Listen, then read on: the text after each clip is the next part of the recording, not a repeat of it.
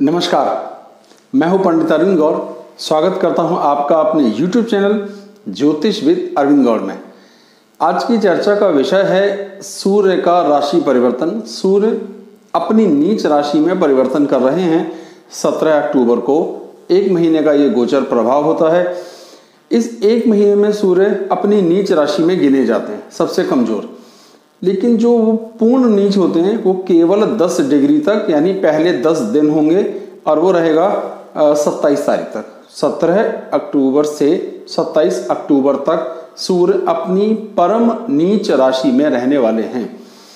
तो हर ग्रह की कुछ डिग्रियां फिक्स होती हैं जिन पर वो नीच होते हैं, यानी परम नीच होते हैं। एक नीच राशि शब्द है, एक परम नीच शब्द होता है। तो इसको थोड़ा सा माइनर फर्क है। मीन्स एक नीच राशि में रहना पूरी 30 डिग्री की बात हो रही है, और एग्जैक्टली नीच में ही रहना वो सिर्फ 10 डिग्री तक होता है। ठीक है, तो जब सूर्य नीच में होंगे, अब जिस चीज को भी कोई स्टार कंट्रोल करेगा वही खराब होगा। तो सूर्य क्या कंट्रोल करता है? मुख्य रूप से वो पिता का सुख, आत्मबल, लक्ष्मी, धन, राजस्व, प्रताप, आसक्ति, यश, सम्मान, ताकत, इतनी चीजों को मोटे तौर पर संभालता है।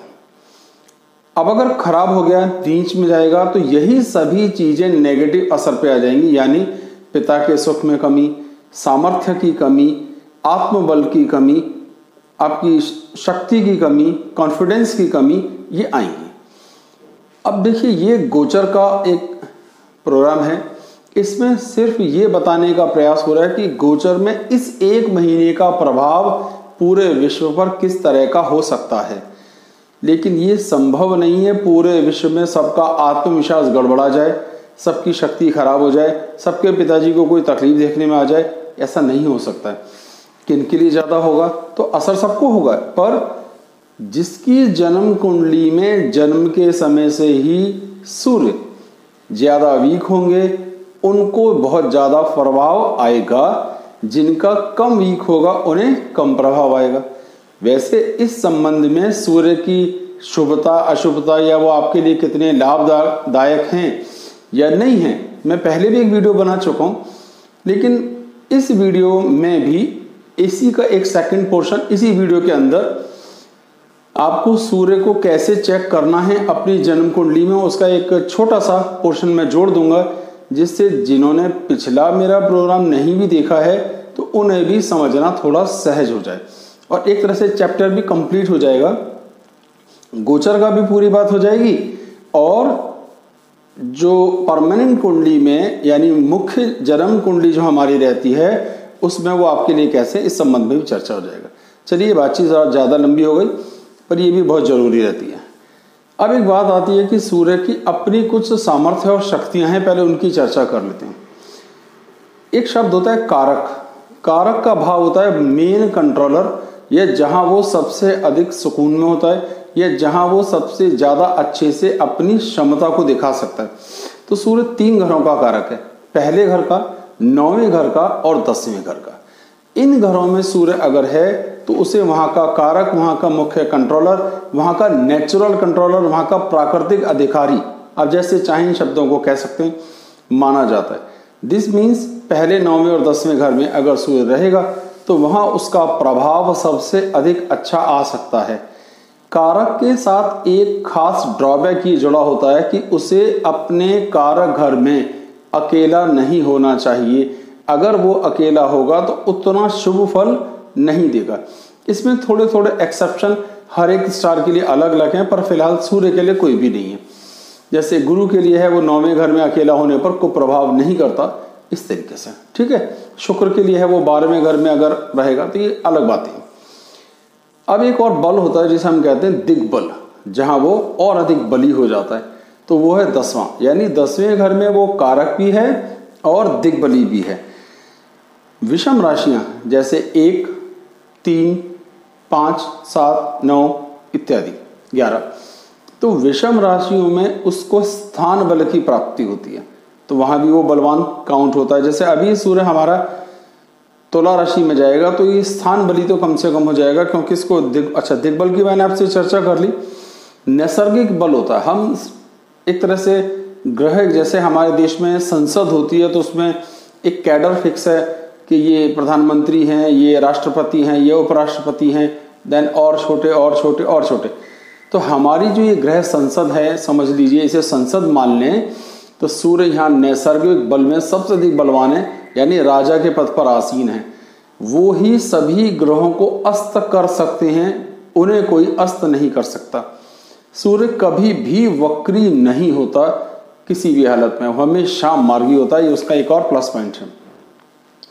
तो सूर्य के संबंध में थोड़ी थोड़ी बातें आपको जाननी थी। अब हम बिल्कुल एग्जैक्टली आज के प्रोग्राम को शुरू करते हैं, और वो ये है कि हर एक लग्न पर उसका क्या प्रभाव देखने में आ सकता है।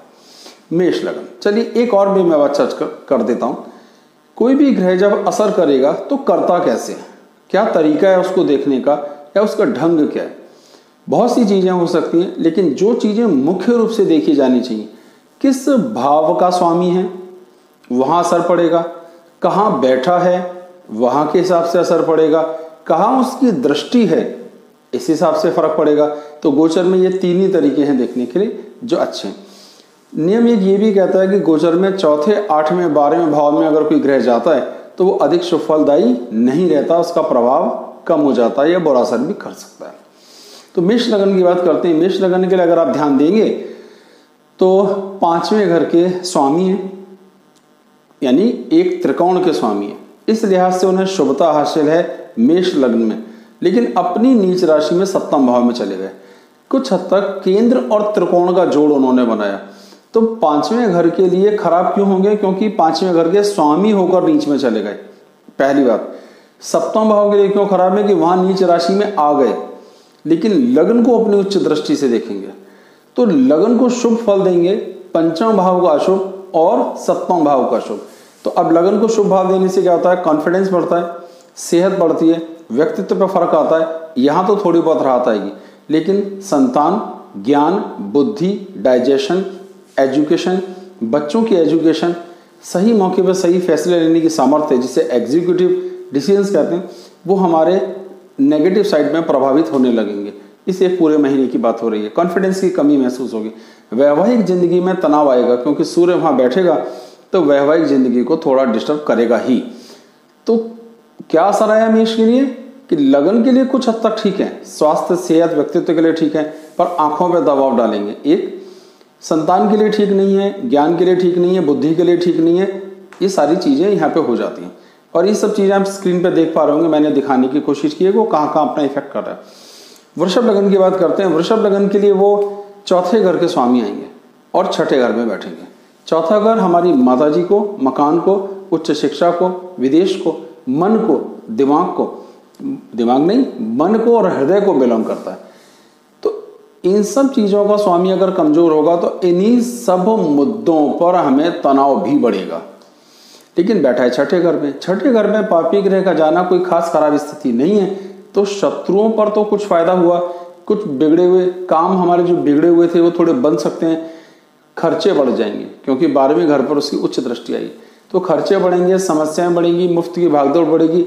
और सूर्य डॉक्टर भी है, तो डॉक्टर के पास आने जाने के खर्चे भी आपके बढ़ने वाले हैं। तो ये चीजें आपको सीखनी और समझनी कि कोई बहुत मुश्किल काम नहीं, ध्यान से देखिए, समझ में सब कुछ आएगा। तो सूर्य की 12वें घर पर दृष्टि शुभ फल देने वाली नहीं है, क्योंकि सूर्य एक ही दृष्टि से केवल देखते हैं, तो केवल एक ही दृष्टि उनके यहाँ पे गिनी जा रही है। तो माताजी के स्वास्थ्य के लिए, उच्च शिक्षा के लिए, ज्ञान के लिए, बुद्धि के लिए, मकान के लिए, आपके वाहन के सुख के लिए ये शुभ योग नहीं रहेगा। छठे घर में बैठते हैं, इसलिए कुछ हद तक शत्रुओं पर कंट्रोल रहेगा, लेकिन खर्चे बहुत ज्यादा हो सकते हैं, इसलिए आपका आमदनी भी थोड़ी सी डिस्टर्ब देखने में आ सकती है, खर्चे बहुत ज्यादा होंगे। कुल मिलाकर बहुत शुभ स्थिति इसकी नहीं है वृषभ वालों के लिए। मिथुन की बात करते हैं। तीसरे घर के स्वामी है। तीसरा घर क्या होता है, हमारे छोटे भाई बहन, हमारा एफर्ट्स, हमारी कोशिशें, हमारे प्रयास, और बैठा है संतान के घर में। अब हुआ ये कि तीसरा घर जन्म कुंडली में जब हम भावात भावों के हिसाब से देखते हैं, 8वें घर से 8वां है, तो कुछ हद तक तीसरा घर में मृत्यु का पर्याय, मृत्यु दे सकने में सक्षम ग्रह समझा जाता है। ये भी एक बड़े कमाल का ज्योतिष का सिस्टम रहता है, भाव से भाव को देखना। तो तीसरे घर का स्वामी फिर अशुभ यहाँ पर हो जाता है और उसकी स्थिति बैठ गई पांचवें घर संतान के घर पे। तो अब आपका कर्म, आपके एफर्ट्स, आपके भाई बहनों के साथ तालमेल की स्थितियां कमजोर हो गई। संतान के साथ, ज्ञान के साथ, बुद्धि के साथ आपकी स्थितियां कमजोर हो गई। सही मौके पर सही फैसले लेने की सामर्थ्य थोड़ी सी गड़बड़ा गई, ईगो बढ़ गई, लेकिन आमदनी में इजाफा देखने में आ सकता है। आपकी इनकम इंप्रूव हो सकती है क्योंकि सूर्य वहां अपनी उच्च दृष्टि से देख रहे हैं। तो इनकम बढ़ेगी, फायदा होगा, आमदनी होगी, तो आपको आपके कर्मों के इफेक्ट्स एडिशनल ताकत लगाने पर आराम से मिल जाएंगे। संतान के स्वास्थ्य को लेकर, संतान के कैरियर को लेकर, संतान की पढ़ाई को लेकर के इसे पूरे महीने किसी न किसी रूप में चिंता बनी रही। मिथुन की यहाँ पे बात खत्म हो जाती है। कर्क लग्न याद करते हैं तो कर्क लग्न में दूसरे घर के यानी हमारे पैतृक संपदा, हमारी बोली भाषा, हमारे धन, हमारी आंखों के स्वामी है। आंखों पर असर डालेंगे, सीधी आंख पर उसका खास तौर पर दबाव आएगा। तो सीधी आंख पर किसी तरह की कमजोरी देखने में आ सकती है, किसी तरह का तनाव देखने में आ सकता है। चौथा घर हमारे सुखों का है, जिसकी चर्चा हमने पहले ही कर ली है। तो सुखों पर दबाव देखने में जरूर आएगा। तो अब सुख प्रभावित हो रहे हैं, कुटुंब के साथ तालमेल की स्थितियां खराब हो रही हैं, बोली भाषा में कोई तनाव या जिद, अकड़, दंभ देखने में आ रहा है। इन सब चीजों का असर आएगा। और वैसे भी गोचर में जो भी ग्रह चौथे, आठवें, 12वें जाते हैं अच्छे नहीं, तो मां के लिए स्वास्थ्य का स्थितियां खराब है। मां के कारण भागदौड़ बढ़ सकती है। मकान और वाहन की इतनी कोई चिंता नहीं होती, वो तो छोटी बात है, एक महीने में कोई फर्क नहीं आएगा, लेकिन माताजी का स्वास्थ्य प्रभावित हो सकता है। तो ये बहुत ध्यान रखने की बात है। आमदनी इंप्रूव होगी, स्टेटस इंप्रूव होगा, कुछ नए लोगों से मुलाकात, दुआ सलाम होगी। गवर्नमेंट से संबंधित कुछ काम जो बनने वाले थे बन सकते हैं। तो किसी एक दिशा में फायदा हो रहा है, लेकिन जो दो चीजें वो खराब हो रही हैं। अब बात कर लेते हैं सिंह लगन की। अब सिंह लगन में तो स्वयं लगन का स्वामी है, लग्न कमजोर हो गई। अब जब लग्न ही यानी लग्नेश ही अपनी नीच राशि में चला गया तो इसे लग्न दोष भी कहते हैं। ये भी एक बड़ा जबरदस्त विषय है। अगर आपकी लग्न ही कमजोर हो जाए तो पूरी कुंडली के और शुभ ग्रह और शुभ प्रभाव आपको कोई असर दे ही नहीं पाते, उनका कोई अर्थ आता ही नहीं है। लेकिन ये इतना स्ट्रेट फॉरवर्ड नहीं होता है लागू करने के लिए, इसमें और भी कुछ टर्म्स देखी जाती हैं। लेकिन लग्नेश को कमजोर नहीं होना चाहिए था, अब यहाँ तो लग्नेश वीक हो गया। तो सिंह वालों के लिए कॉन्फिडेंस की स्थितियां, तनाव की स्थितियां, बेमतलब के गवर्नमेंट से कुछ खींचतान, किसी तरह की नोटिस, किसी तरह की भागदौड़, कानूनी खींचतान, तो ये भी देखने में आएगी। छोटे भाई बहनों से सहयोग की स्थितियां कम होंगी, लेकिन भाग्य का बड़ा सहारा मिलेगा, पिता का बड़ा सहारा मिल सकता है। तो अगर ये पिता के आशीर्वाद पे ध्यान दें, ये पिता की कृपा प्राप्त करने पे ध्यान दें, तो इनकी समस्याएं थोड़ी कम हो जाएंगी। तो क्या ध्यान देना है? पिता का आशीर्वाद मिले किसी भी तरह। तो अगर पिता का आशीर्वाद लिया, भाग्य का सहारा थोड़ा सा मिला, ईश्वर की कृपा थोड़ी सी मिली, तो इन संकटों से बाहर आ सकते हैं। यही टेक्निकली एकमात्र मूल मंत्र यहाँ पर बनता है कन्या के लिए। अब जो कन्या लगन की स्थिति है उसमें 12वें घर के स्वामी है, और 12वें घर के स्वामी होकर के वो दूसरे घर में आ गए। 12वां घर हमारे खर्चों का है। कुछ हद तक एक तरीका निकला कि खर्चे कमजोर हो गए, अच्छी बात। और जो सेविंग्स हैं, 8वां घर हमारी उम्र, हमारी सेविंग, हमारे पुरातत्व के लिए, हमारी विदेश यात्राओं के लिए, हमारे पाताल लोक के लिए, समुद्र यात्राओं के लिए, वहां पर सूर्य की पूर्ण दृष्टि आई। अब सूर्य का सेकंड घर में बैठना हमारी आंखों के लिए, बोली भाषा के लिए, व्यक्तित्व के लिए तनाव देता है। उसके 8वें घर पे दृष्टि भी बहुत शुभ काउंट नहीं होगी, लेकिन ये बहुत खराब स्थिति भी नहीं है।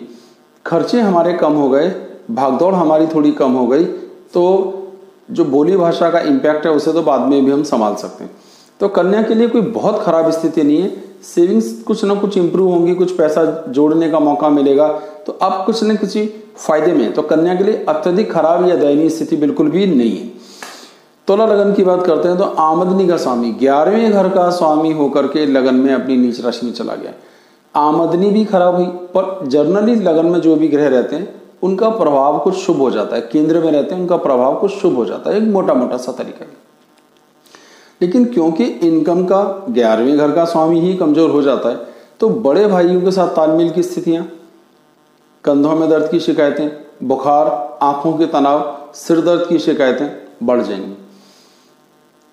लगन कमजोर पड़ी कमजोर ग्रह के बैठने से, इसलिए आपको सेहत को लेकर के तनाव देखने में आएगा, जिसकी अभी चर्चा मैंने की।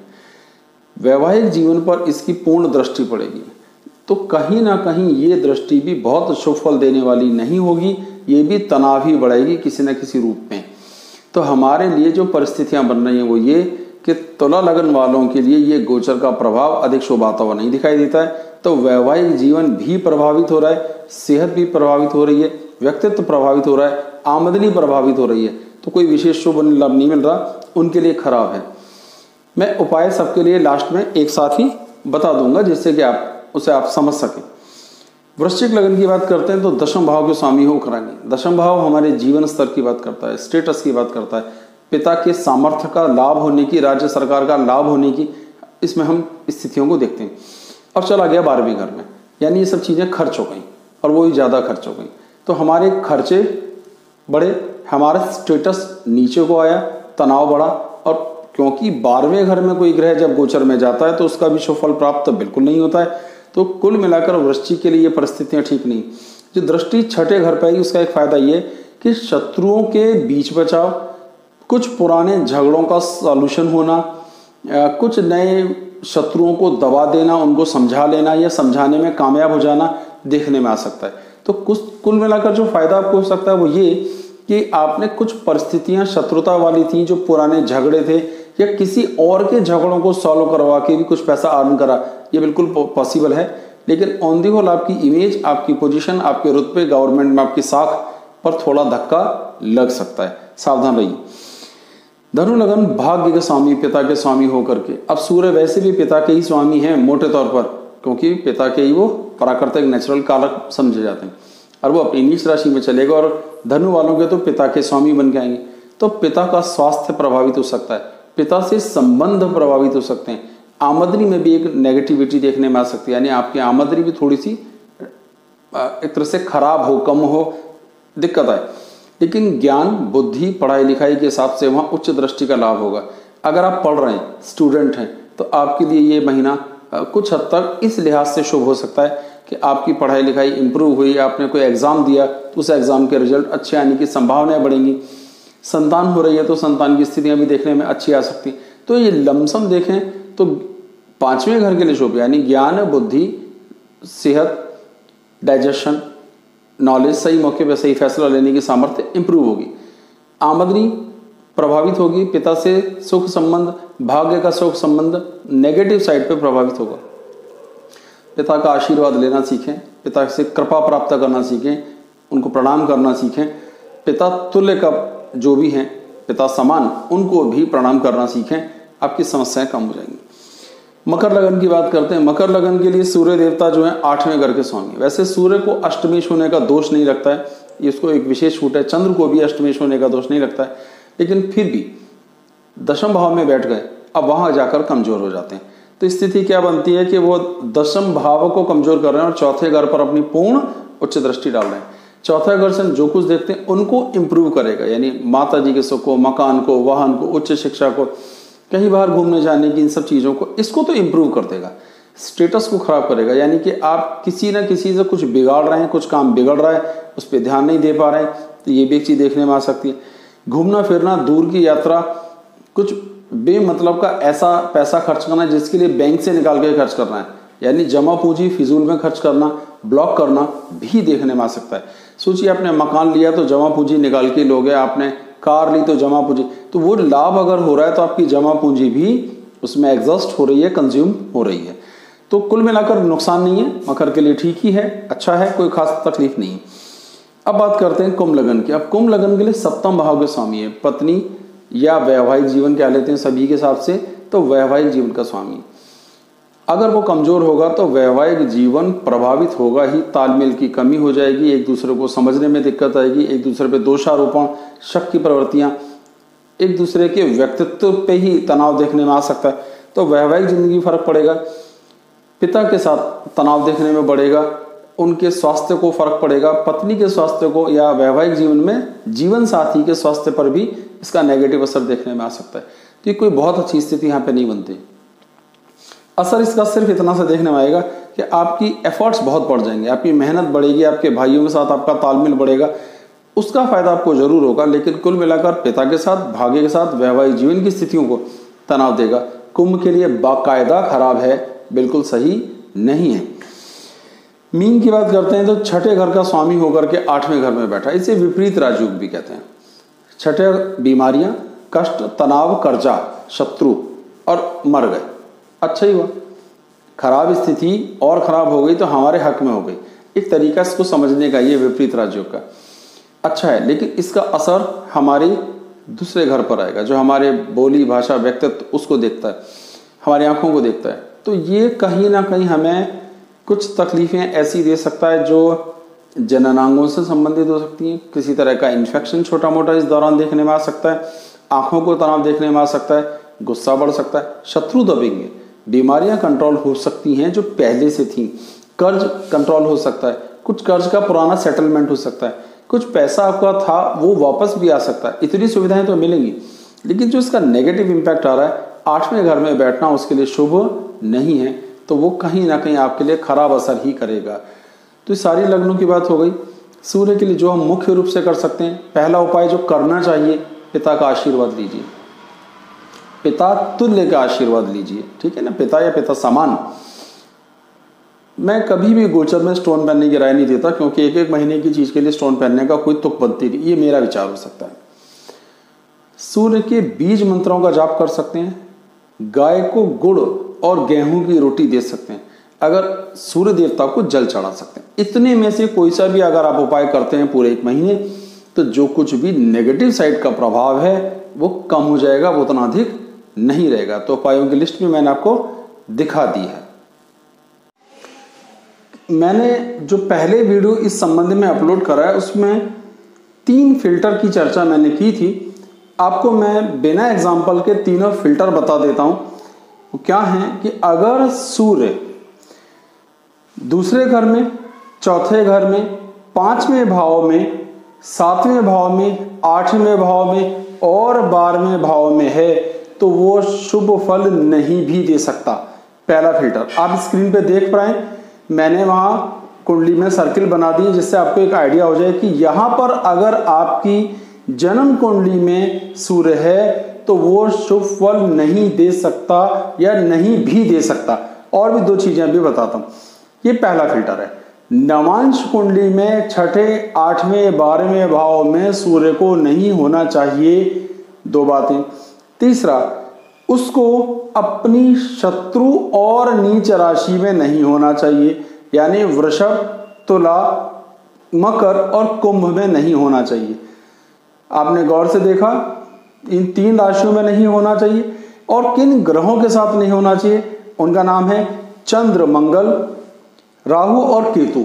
इन चारों ग्रहों के साथ अगर है तो सफल नहीं देगा। तो हमने यहाँ पे जो चीज सीखी है वो ये कि आपकी जन्म कुंडली में अगर सूर्य दूसरे घर में, चौथे घर में, 5वें घर में, 7वें घर में, 8वें घर में और 12वें भाव में है तो वो कम फल देगा, शुभ फल उतना नहीं देगा। अगर वो जो राशियां हैं इन्हीं हाउसेस में ये हैं 2, 7, 10, 11, तो प्रभाव और कम होगा, ठीक। और अगर किन ग्रहों के साथ हैं, चंद्र, मंगल, राहु और केतु, इनके साथ होने पर भी उसका प्रभाव खराब हो जाएगा, उसका अर्थ बदल जाएगा। तो ये चीजें हैं। इसी बात को अगर आप डिटेल में समझना चाहते हैं, वीडियो मैंने पहले अपलोड करा है, डिस्क्रिप्शन में लिंक दूंगा, जाकर देखें, समझें, मजा आएगा, समझ में आराम से आएगा। नवांश कुंडली की बात भी मैंने आपको बताई थी, छठे, 8वें, 12वें भाव में नहीं होना चाहिए। तो ये 3 फिल्टर लगा के आप अपनी कुंडली में समझ सकते हैं कि आपका जन्म से जन्म कुंडली के अंदर सूर्य शुभ है या अशुभ। बहुत बहुत धन्यवाद, नमस्कार।